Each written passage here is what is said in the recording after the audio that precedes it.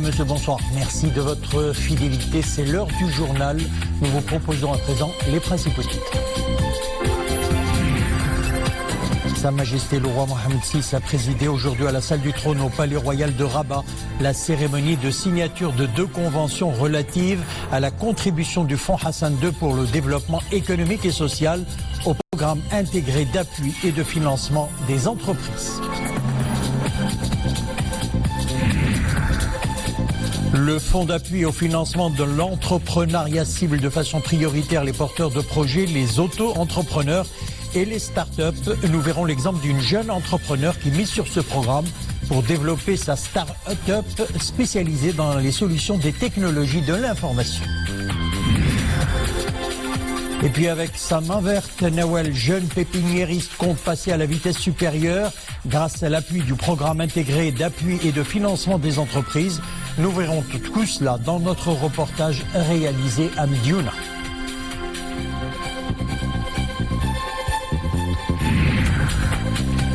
Le Maroc et la France réaffirment leur volonté de hisser leur partenariat dans divers domaines. En visite de travail au Maroc, le ministre français de l'économie et des finances a eu des entretiens avec le chef du gouvernement et avec ses homologues marocains, des rencontres qui signent le début d'un nouveau cadre de partenariat renforcé entre les deux pays.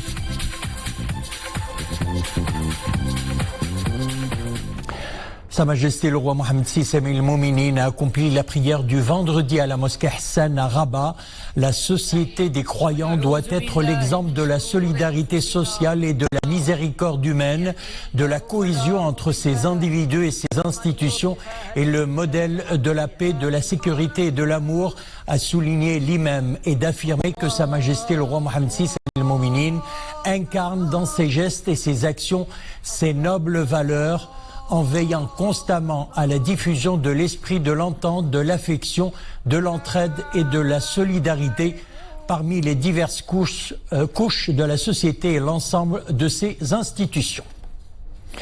Sa Majesté le roi Mohammed VI a présidé aujourd'hui à la salle du trône au Palais Royal de Rabat la cérémonie de signature de 2 conventions relatives à la contribution du Fonds Hassan II pour le développement économique et social au programme intégré d'appui et de financement des entreprises, un fonds d'une enveloppe budgétaire de 2 milliards de dirhams à taux zéro.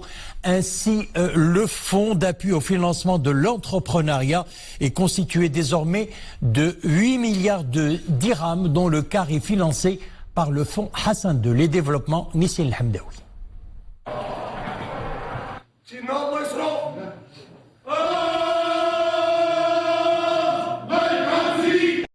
Au début de cette cérémonie, la présidente du directoire du Fonds Hassan II pour le développement économique et social a présenté devant le souverain les dispositions prises par le Fonds Hassan II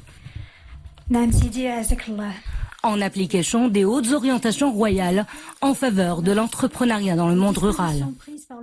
Madame Dounia Ben Abbas Tarji a indiqué qu'en complément du fonds public-privé de soutien à l'entrepreneuriat de 6 milliards de dirhams, financé conjointement par les banques et par l'État, le fonds Hassan II apporte un complément de 2 milliards de dirhams qui sera réservé au soutien des projets d'entrepreneuriat dans le monde rural, soit le quart des financements de ce programme intégré. Majesté, le montant de 2 milliards de dirhams apporté par le fonds Hassan II à un taux de 0% vient en appui aux banques et en premier lieu au Crédit Agricole du Maroc. Ceci permet de faire baisser le taux d'intérêt dans le cadre de ce programme impulsé par votre Majesté à un niveau historiquement bas de 1,75%. Les projets qui seront financés sont ceux des petites ou très petites entreprises, qu'elles soient agricoles ou non agricoles, des auto-entrepreneurs, des porteurs de projets, des jeunes entreprises innovantes et des petites exploitations agricoles. Sont également éligibles les futurs projets d'investissement dans le cadre de l'opération de melkisation des terres collectives. Pour les projets agricoles, la typologie des projets admis doit être compatible avec les vocations définies dans le cadre de la stratégie nationale de développement agricole, par l'encouragement des cultures à meilleure valeur ajoutée. Cette opération dans le milieu rural va concerner 3 catégories de population. D'abord, la population de l'agriculture. Donc évidemment, nous encourageons les porteurs de projets, nous encourageons les futurs bénéficiaires de l'opération de multiplication dans le cadre de l'opération des terres collectives. La deuxième catégorie, c'est toujours des agriculteurs, mais anciens, qui avaient déjà des projets et pour lesquels le champ est toujours ouvert, bien entendu, à condition qu'ils nous présentent quelque chose d'innovant. Et la troisième catégorie, c'est les projets non agricoles, mais en milieu rural. Le Crédit Agricole ne va pas s'intéresser qu'aux projets agricoles. Les projets, ils peuvent être industriels, financiers, de services. Tout porteur de projet dans le rural est éligible à ces crédits. Madame Taarji a annoncé également le déploiement d'un mécanisme de suivi pour évaluer l'impact réel de ces financements sur le monde rural et leur contribution à l'émergence d'une classe moyenne rurale. Avec l'aide de la Caisse centrale de garantie, toutes les informations relatives au fonctionnement et aux réalisations des financements accordés seront examinées régulièrement.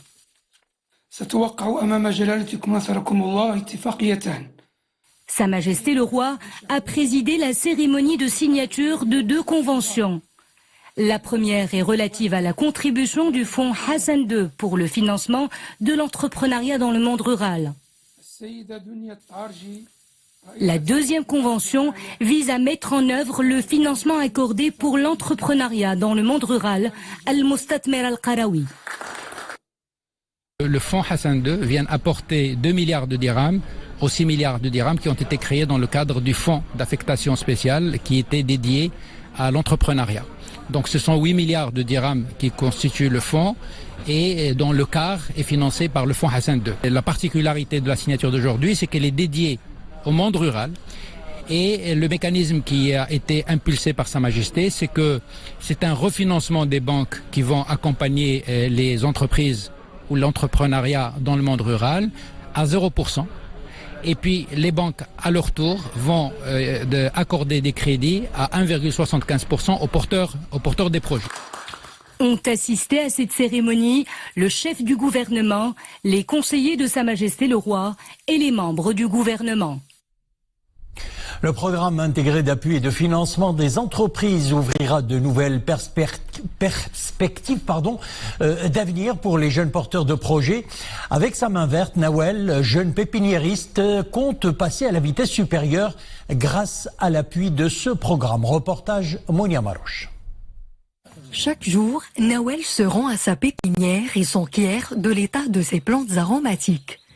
C'est un rituel qui lui tient à cœur depuis 2017, l'année où il a créé sa propre start-up agricole.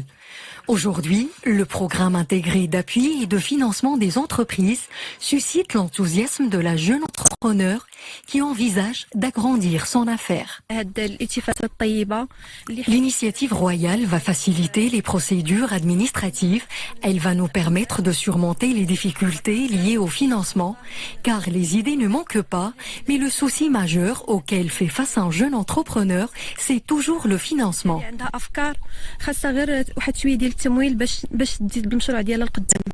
Nawel accueille chaque jour des stagiaires dans sa pépinière.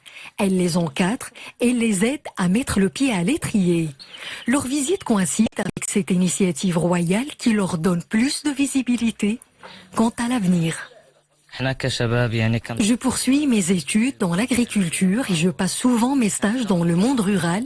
Je suis très enthousiaste quant à l'avenir de l'auto-emploi et ce programme d'appui et de financement des entreprises annonce de belles perspectives pour nous, les porteurs de projets.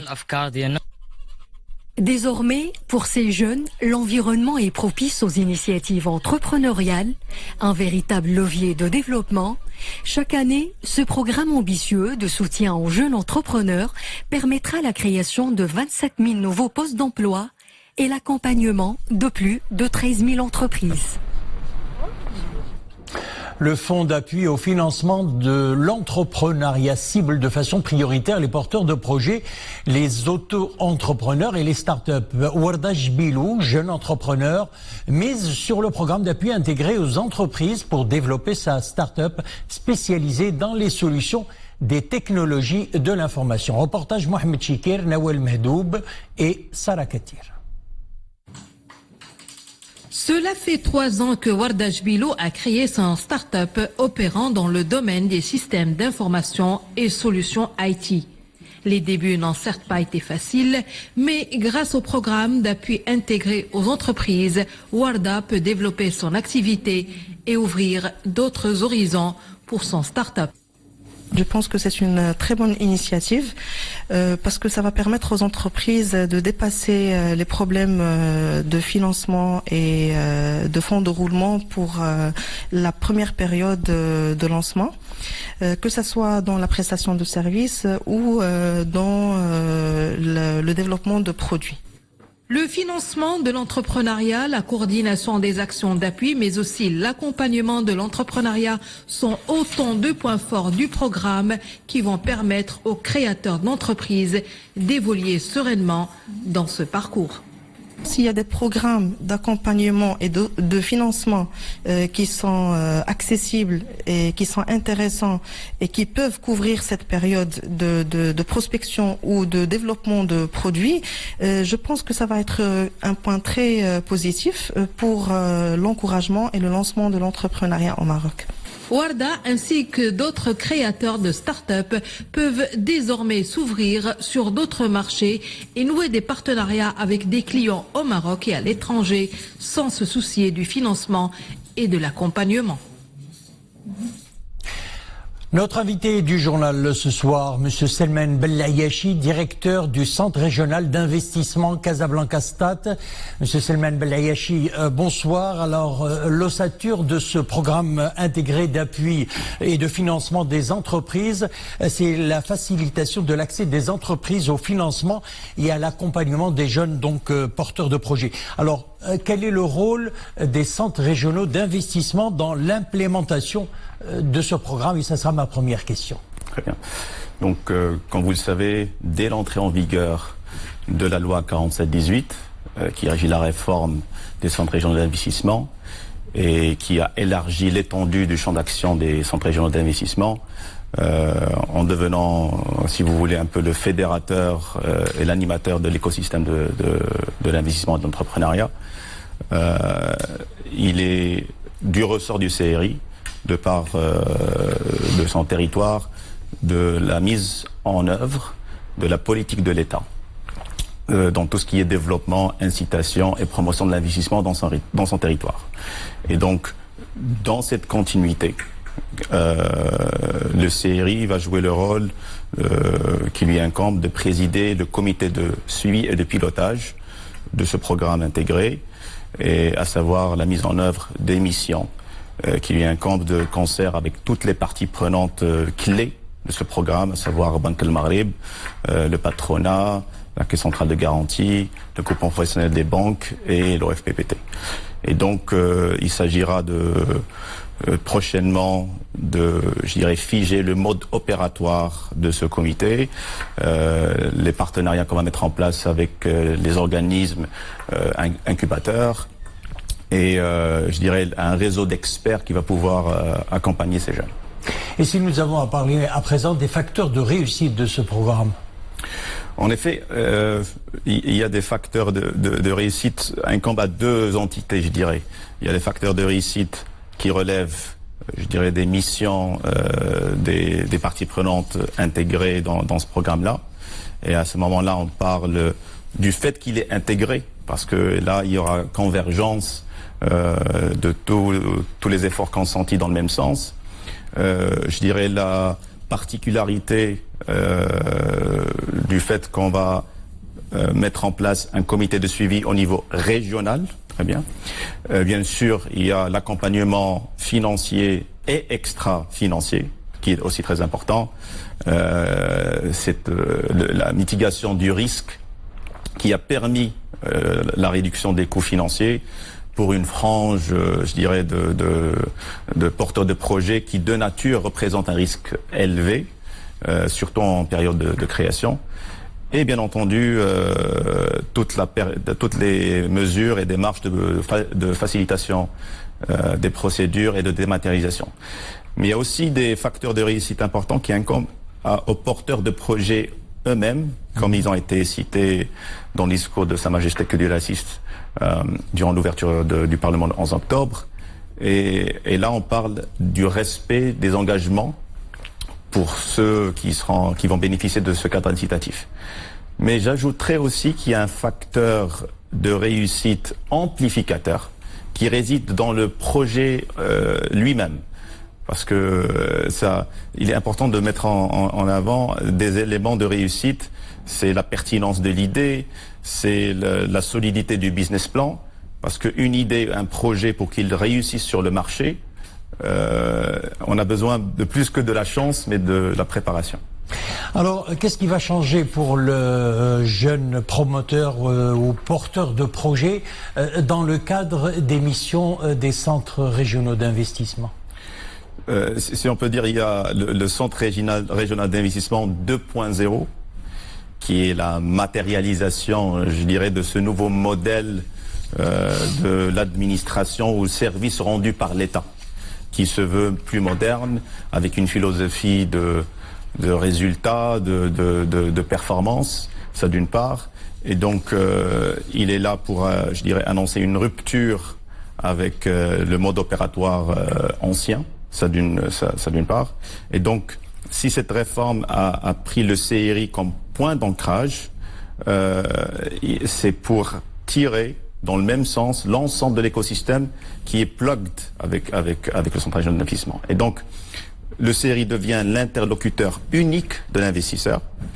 Et donc, de ce fait, il est l'accompagnateur, de par les prérogatives de la loi, de bout en bout de la chaîne de valeur de l'investissement. Et donc, juste pour vous donner un exemple concret de la matérialisation de ces prérogatives et ces démarches avant-gardistes, on parlera de la création et de l'instauration qui est déjà opérationnelle de la Commission régionale unifiée de l'investissement. C'est une commission qui statue sur tous les projets d'investissement, peu importe la taille du projet et peu importe le secteur, mais qui vient avec des éléments de fonctionnement extrêmement, je dirais, probants et avant-gardistes, notamment le fait que le vote se fait maintenant à la majorité, alors que dans le passé, il se faisait à l'unanimité. Le fait que maintenant, les décisions de cette commission sont opposables à l'ensemble des partenaires de ce comité. Et bien entendu, il y a des délais qui sont inscrits dans la loi de réponse de l'ordre de 30 jours. On doit répondre aux porteurs de l'investissement du projet dans 30 jours, ce qui est une grande avancée. Et aussi avec des mesures d'opposabilité, mais de substitution en cas de quoi quelque part. Et juste pour résumer, je dirais, on est en train d'assister à un alignement des étoiles. Il y a une vraie... C'est-à-dire? Parce que tout ce que vous voyez là a un but, et un but ultime, c'est la création d'emplois. Voilà. Ça d'une part. Et donc, l'entrepreneuriat est le moyen, je dirais, le seul qui nous reste aujourd'hui pour arriver à ce but-là. Et je pense qu'on est en train d'assister à un tipping point, un point d'inflexion. Et j'espère que cet optimisme qui est maintenant lancé sera très contagieux. Merci Monsieur Selman Bellayachi d'avoir répondu à nos questions. Je rappelle que vous êtes directeur du Centre régional d'investissement Casablanca-Stade. Merci. L'enthousiasme est de mise chez les jeunes dirigeants d'entreprises, un enthousiasme suscité par le programme intégré d'appui et de financement des entreprises lancé par Sa Majesté le Roi, un taux de crédit plafonné à 2% et bien d'autres avantages mis à la disposition de ces jeunes. Un dispositif ambitieux et incitatif qui les motive et les encourage d'aller de l'avant et développer leurs projets. Exemple à Nador, Imad Amsmir, Samir Barka et Oumaymar Rabli. Lauréat d'une école de commerce, Mohamed El-Qadawi se lance très jeune dans l'entrepreneuriat. Au commencement, Mohamed gérait un petit magasin de vente de mobilier de bureau. Aujourd'hui, il est à la tête de sa propre unité de production, une structure qu'il a montée de toutes pièces. Au début, le projet était restreint à la vente. Aujourd'hui, on a élargi notre activité. Pourquoi importer du mobilier quand on peut le fabriquer nous-mêmes et faire profiter la population locale de nouvelles opportunités d'emploi? Pour hisser sa structure au rang de moyenne entreprise, Mohamed a dû s'armer de patience. Le chemin vers la réussite n'est pas de tout repos. Aujourd'hui, son unité de production tourne à plein régime. Elle emploie une dizaine de natifs de la région. Au début, l'équipe était très restreinte. Je fais partie de cette entreprise depuis son lancement. Nous avons fourni énormément d'efforts pour en arriver là. Au départ de cette aventure, nos affaires étaient plutôt timides. Les banques ne nous facilitaient pas la tâche non plus. Mais avec le nouveau programme lancé par Sa Majesté le Roi, la situation va s'améliorer. Les banques ont plafonné le taux d'intérêt à 2%. Un taux d'intérêt plafonné. Objectif, contribuer à la création d'environ 27 000 nouveaux postes d'emploi chaque année. Les PME étant des structures facteurs de réduction des disparités régionales. Bruno Le Maire est au Maroc. Le ministre français de l'économie et des finances a eu des entretiens avec le chef du gouvernement et avec ses homologues marocains. L'occasion pour le Maroc et la France de réaffirmer leur volonté de hisser leur partenariat dans divers domaines. Des rencontres qui signent le début d'un nouveau cadre de partenariat renforcé entre les deux pays, avec un accent particulier sur les secteurs prometteurs offrant d'importants atouts de partenariat. Mohamed Touanina, Khadija Zarwal et Mariam Elmissi. Industrie automobile, aéronautique, environnement, PME. Des secteurs où la coopération franco-marocaine a historiquement fait ses preuves. C'est vers une nouvelle étape que transitera dans les mois à venir ce partenariat. Il devra servir de base pour l'établissement d'un nouveau cadre de coopération renforcé et mutuellement bénéfique. Pour ce faire, 4 piliers ont été identifiés. Le premier pilier, c'est précisément le pacte productif qui aujourd'hui est sur la table en France. C'est un pacte qui doit être pour une industrie décarbonée, pour une production décarbonée.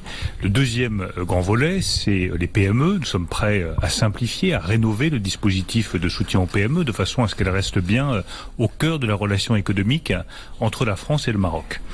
Le troisième grand sujet, c'est les nouvelles technologies. Ce qui fera la différence au XXIe siècle, c'est la maîtrise de ces nouvelles technologies, par exemple dans l'intelligence artificielle ou dans les énergies renouvelables. Et puis le dernier pilier, c'est évidemment l'Afrique.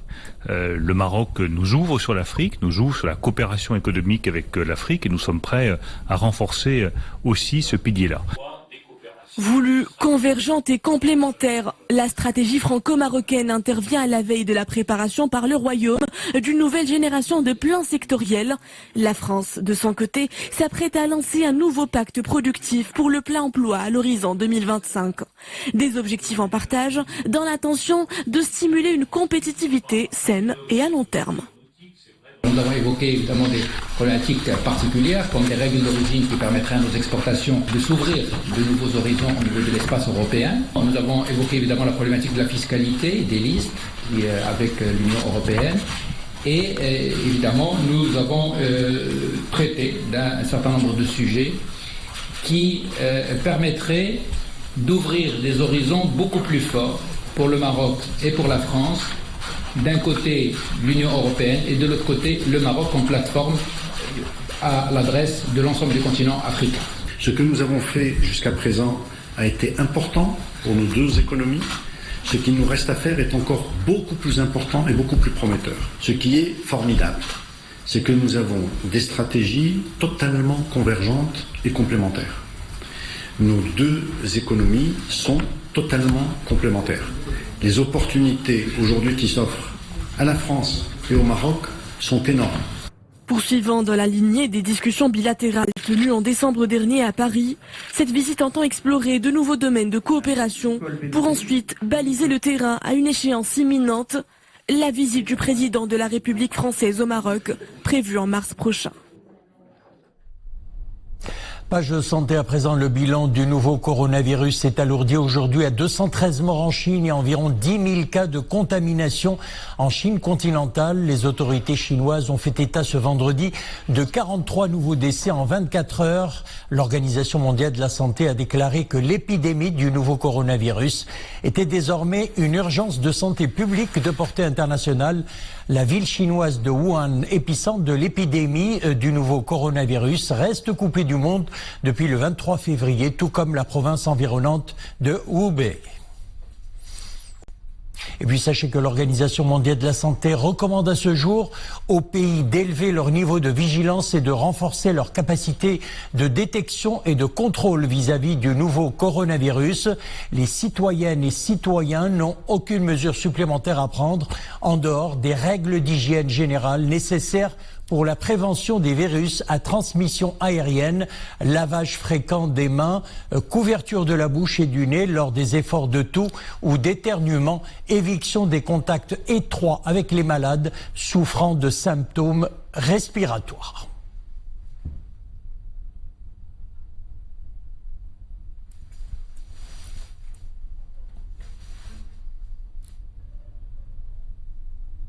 Voilà, c'est la fin de notre édition. Merci de l'avoir suivi. Le retour de l'info sur Loul à 21h.